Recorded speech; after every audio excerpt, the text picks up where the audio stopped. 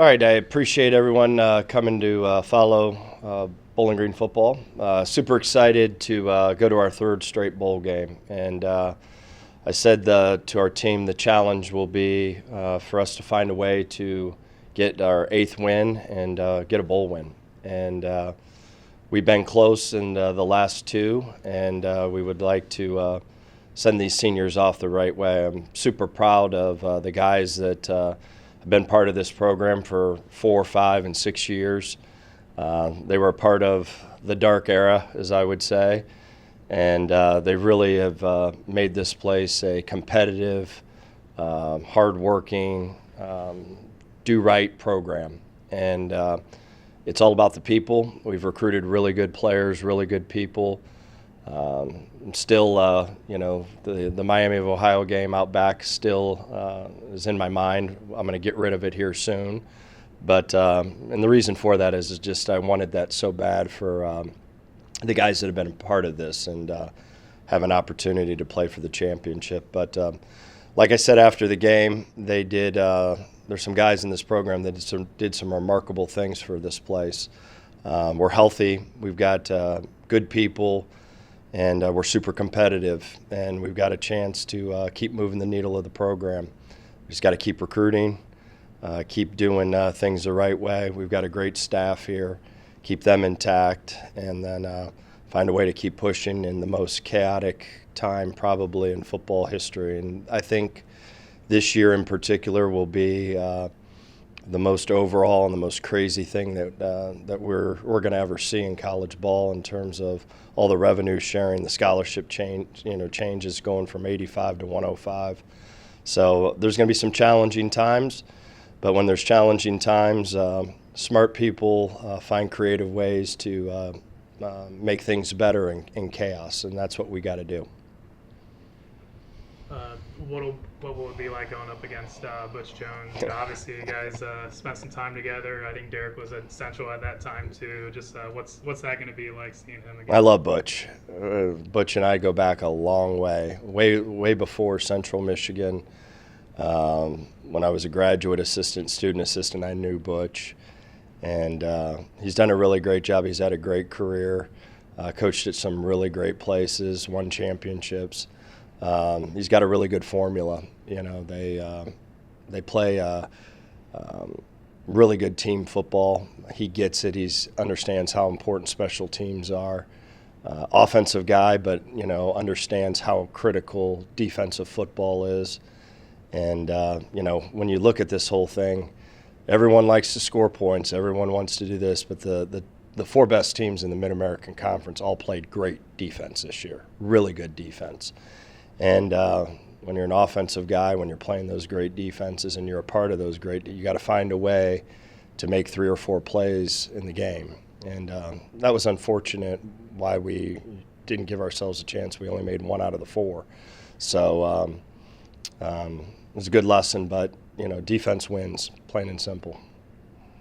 A couple for a Herald fan, a couple FBS records in reach, but I do want to ask starting out that he's going to be playing in the bowl. Yeah, he's going to. All the guys right now that are starters are projected to play, and that doesn't shock me. They're a tight group that get it. That they still have a bad taste in their mouth right now too, and they want to make sure that they find a way to walk out of Bowling Green and win a bowl game, get the 8th win. So I don't expect anything less from anyone on our team. We're going to play. To see Harold get MAC Player of the Year as well as Offensive Player of the Year, something that doesn't happen very often. Just what does that say about his talent and the respect that he's gotten, especially in the MAC? Yeah, he's the best tight end in the country, and he's got such versatility. He can play 1,000 different positions.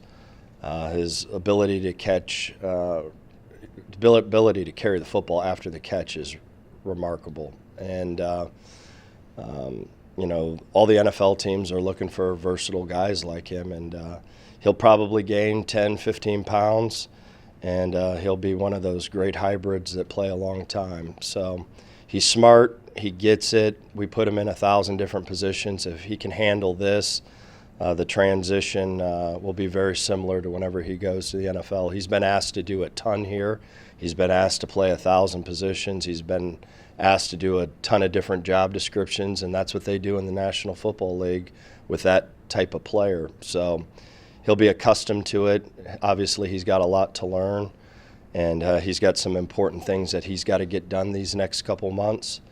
And if he does those things the way that I think he'll do them, he'll have a very bright future. But you gotta. These next couple months are really important for him.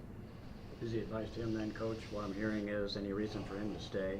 Would you advise him To stay at Bowling Green? Stay another year. No, he needs to go to the National Football League as fast as he can. So no, it's time. You know, it's time for him to go. And I would be doing him a complete disservice to say anything less. What's it like to put a team together in these transfer portal times? You already answered the question there, but you know, with guys jumping into the portal, are they going to play? Are they not going to play? It's a whole new. Yeah, it's the whole thing is crazy, and I'm going to be positive today. This is a great day for Bowling Green. We get to go to our 3rd bowl game, but there's not too many sports that you can opt out in the middle of your season, and then at the end of your season you can opt out, and then free agency starts before the season's not even over, and then you get into these so-called rules tampering rules where they don't exist. We all say that there's rules, but half our team that's not in the transfer portal has been getting call after call after call. So not the day to talk about that. I want to be positive. I want to be positive for our seniors, positive for our fans, positive for Bowling Green. But the whole grand scheme of thing, when you look at it, major changes need to occur to get this thing right and get it pure again. Program's come a long way. The first press conference you said in, you talked about going to the moon. Is 8 wins and a bowl win? Is that the moon? No, it's winning on Friday and then going to Detroit and winning the championship. So that's always been, it's been graduation. It's been finding a way to become MAC champions. So no, we were a game away from landing on the moon, and then when you get there, you got to put your flag down and find a way to win it. So that's why we were so disappointed, just because of how close you really were to getting to where you wanted to be and where we've come from. And watching these guys, the sacrifices, and watching them walk into a place, and whenever you're sitting down at a recruiting deal saying, hey, listen, this thing's not going to be right for 2 to 3 years, and how they hung in there, and we're able to really change the culture and how we do business here at Bowling Green. Coach, you mentioned obviously Miami was an emotional loss for the program. How do you and the rest of the coaching staff kind of reel the team back in and kind of get them focused for those bowl games? Well, it is what it is. You can't go back and change it. And, we all know why we didn't get it done. And starts with me, obviously. I'll never point blame on anyone or anyone in the program. It always starts with me, and there were some things I probably could have done different.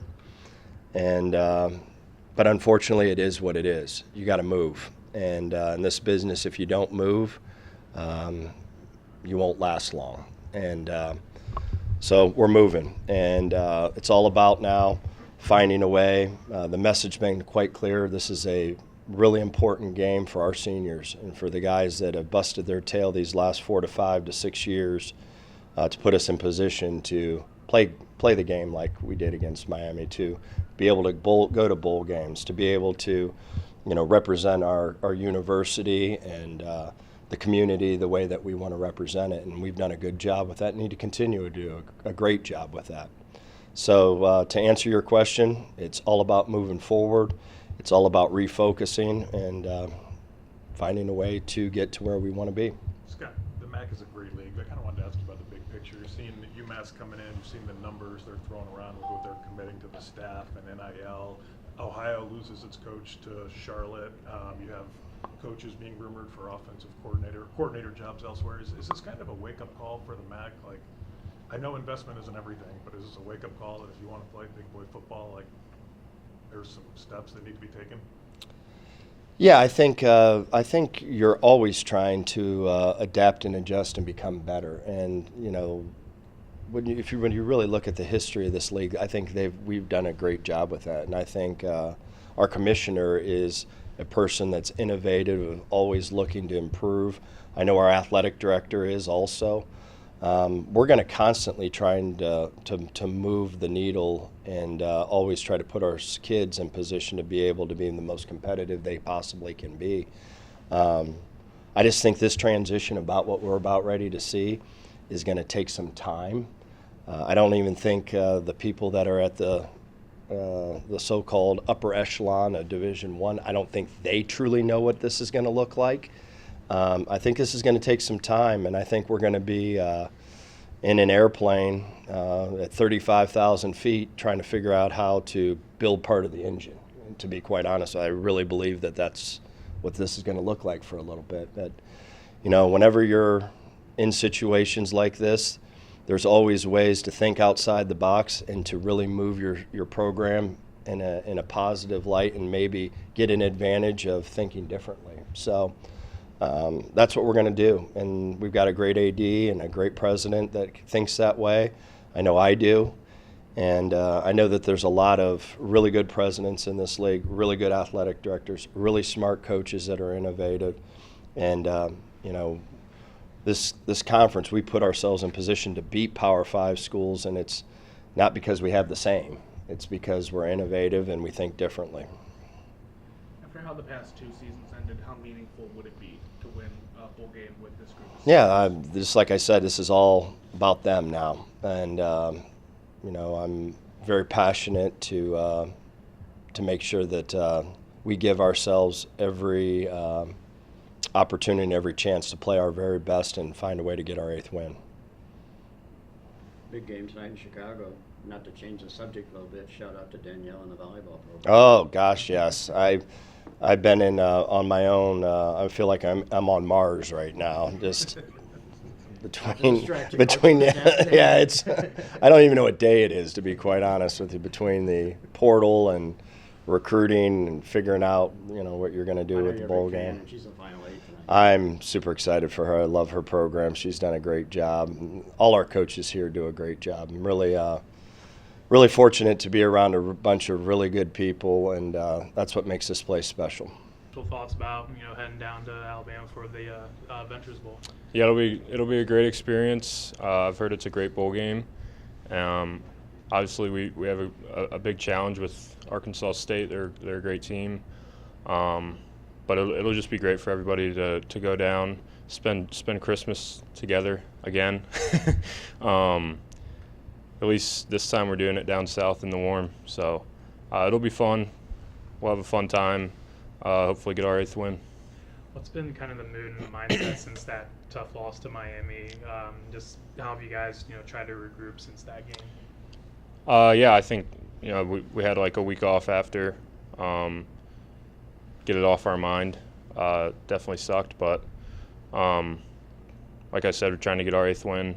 We have a chance to do that in a bowl game, and I think people are excited to play.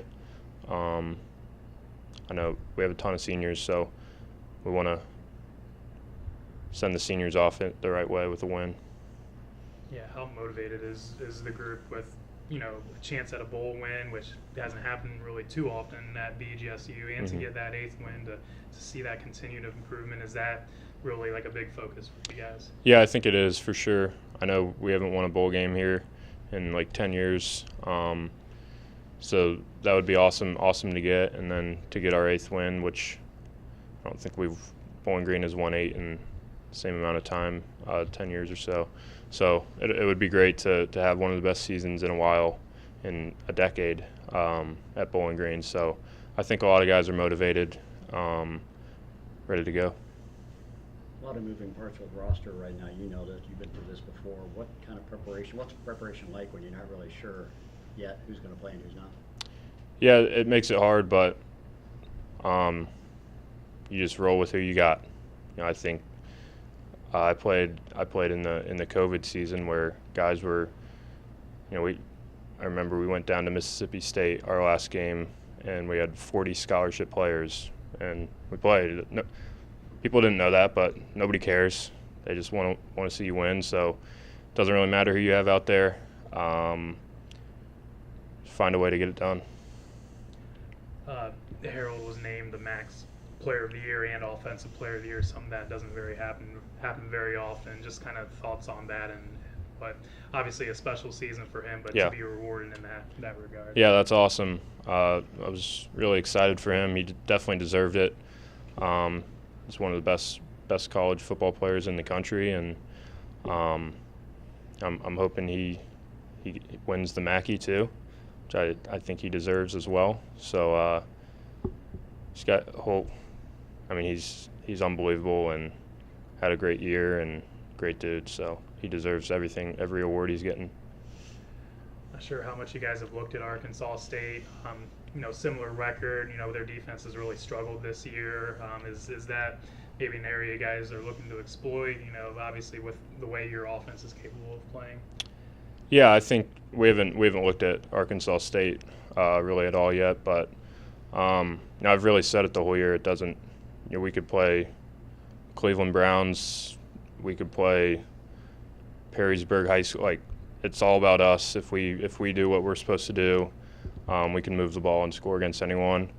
And I mean, we showed it like against Miami. We had some penalties. We had some ball security issues and stuff that gets you behind the sticks and out of schedule, and those kill you. So, yeah. Looking back, Connor, pros and cons of the season so far? Yeah, I think the pros. Gosh, that's a good question. I think the pros were just like we had a big group of seniors that all came back to. I mean, we came back to win a MAC championship. Obviously, that didn't happen, but we still have a chance to, like I said, have the best season Bowling Green's had in 10 years and win a bowl game, win the first bowl game in 10 years here at Bowling Green. So these seniors, myself, we still have a chance to do something special, and I think we're all excited about that. And then cons, like I said, we wanted to win a MAC championship. Obviously, it didn't happen, but yeah, I mean, I would have liked to win one of those Penn State or Texas A&M games, but yeah. I mean, just looking at your college football journey, obviously, 6 years, tons of highlights in your career. Just what will you kind of remember most? Not only your time here in BG, but just in college football in general. Yeah, I think it's all the people I've met, all the relationships I've built, coaches, support staff, trainers, equipment managers. You guys, I mean, the amount of relationships I've built and the people I know, the contacts, the numbers I have in my phone are going to help me out in the future when I'm looking for a job, whatever. And then, I mean, it's been a great experience. College football has been. I'm very, very thankful for it. Like I said, I've met some of my best friends playing college football, and yeah. Brock, I guess just starting off, how has the team kind of tried to put that Miami game in the past and get ready for the upcoming bowl game?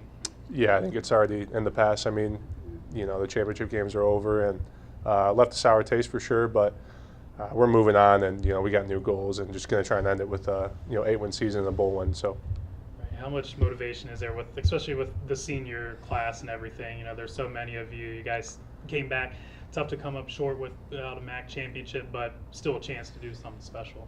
Yeah, we're hungry to do something that hasn't been done in a decade around here with 8 wins and a bowl game win. So super hungry. Just want to go out with a bang for me and the 30 other guys who are going to be graduating. So. And just just kind of talking about Harold and the season that he's had. You go up against him in practice. Every day. Just how special of a season was it to see him get the MAC Player of the Year award as well? What does that kind of mean just to the program to be able to see that as well? Yeah, he's phenomenal athlete. really good guy too. So super happy for him. Obviously, he helped our team a ton, and just looking forward to him, putting the orange and brown on one more time and having a good bowl game. So.